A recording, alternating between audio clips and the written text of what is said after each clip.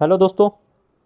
आज हम बात करेंगे ईरान इज़राइल और अमेरिका का जो युद्ध चल रहा है उसमें फिलहाल जो हालात हैं उन सब पे हम चर्चा करेंगे। दोस्तों, मिडिल ईस्ट में हालात काफ़ी तेज़ी से बदल रहे हैं। ईरान इज़राइल और यूनाइटेड स्टेट के बीच का जो तनाव है वो अब ग्लोबल लेवल पर टेंशन का जो विषय है वो बनता जा रहा है। पिछले कुछ महीनों में जो घटनाएं हुई हैं उन्होंने दुनिया को एक बड़े युद्ध के खतरे की तरफ धकेल दिया है। और आज इस वीडियो के माध्यम से हम जानेंगे अब तक क्या हुआ है, किसका नुकसान हुआ और किसको फ़ायदा मिला और आगे क्या हो सकता है। अगर हम बात करें कि अब तक क्या हुआ है तो उसमें इसराइल और ईरान के बीच की जो टेंशन है वो नई नहीं है, लेकिन हाल ही में जो सीधा टकराव है उससे ईरान इजराइल की जो मिलिट्री ठिकाने हैं उन पर लगातार एयर स्ट्राइक्स इसराइल द्वारा किए जा रहे हैं। और जवाब में ईरान ने भी अपने लगभग 200 से 250 के अप्रोक्स जो ड्रोन्स हैं वो इसराइल पर ड्रोन मिसाइलें लॉन्च की हैं। और इसराइल ने एडवांस डिफेंस सिस्टम से लगभग 90% अटैक्स अपने इंटरसेप्ट कर लिए हैं। इस पूरे कॉन्फ्लिक्ट की अगर बात करें तो इसमें जो प्रोक्सी ग्रुप्स हैं जैसे हिजबुल्ला है, हमास है, वो भी लगातार अपने एक्टिव मोड पे हैं। और इसराइल के लिए जो अमेरिका का है वो फुल सपोर्ट है। यूएस नेवी और एयर डिफेंस सिस्टम अमेरिका ने इसराइल के सपोर्ट में डिप्लॉय किए गए हैं।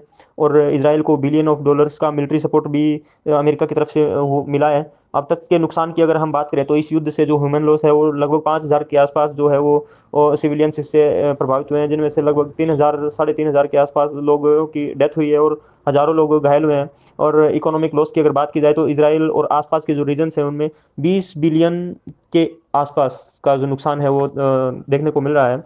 ईरान से पर पहले से सैंक्शन होने के कारण इकोनॉमी ईरान की और दबाव में आ गई है। और जो ऑयल प्राइसेस हैं वो 15% तक और उछाल लेते दिख रहे हैं।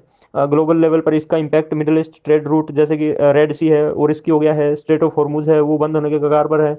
और जो शिपिंग कॉस्ट है उसमें 20 से 30% तक बढ़ोतरी हुई है, जिससे कि जो ग्लोबल लेवल पर इंडस्ट्रियल एरिया है, इंडस्ट्रीज़ हैं, वो काफ़ी प्रभावित हो रही हैं। स्टॉक मार्केट में जो वोलेटिलिटी जो है वो काफ़ी आ रही है। और इससे अगर हम फायदे की बात करें, अगर फ़ायदा देखा जाए तो इसराइल है वो अपनी मिसाइल डिफेंस कैपेबिलिटी को प्रूव करने में लगा है, उसने प्रूव किया भी है। और यूएस का सपोर्ट जो है वो इसराइल के लिए और भी स्ट्रॉन्ग हुआ है। इन दोनों के जो रिलेशन है वो काफ़ी ज़्यादा स्ट्रॉन्ग हुए हैं इस युद्ध से। और इसराइल है वो अपनी मिसाइल पावर और रीजनल रिच ईरान ने अपनी प्रूव की है।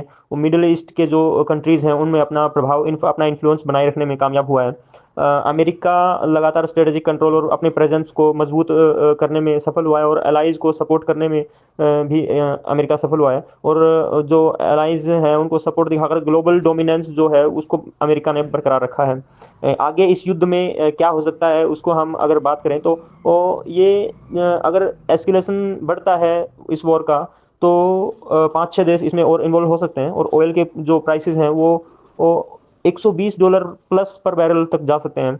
और ये प्रोक्सी वार कंटिन्यू, छोटे छोटे अटैक्स और इनडायरेक्ट लड़ाई है वो जारी रहेगी, लेकिन लंबे समय तक भी ये युद्ध चल सकता है। इसका जो तीसरा सिनेरियो वो ये कहता है कि अगर डिप्लोमेसी या सीज फायर अगर होता है तो यूएन और ग्लोबल प्रेशर से बातचीत हो सकती है और टेम्पररी शांति बन सकती है। लेकिन फिलहाल जो स्थिति है वो अनप्रेडिक्टेबल है। यह एक छोटी सी भी गलती होती है तो एक ये कॉन्फ्लिक्ट है ये बड़े युद्ध में बदल सकता है। आप क्या सोचते हैं इसके बारे में? क्या ये वर्ल्ड वार जैसे हालात आगे बन सकते हैं या सिचुएशन कंट्रोल में आएगी? आप अपना विचार जरूर कमेंट में बताएं। थैंक्स।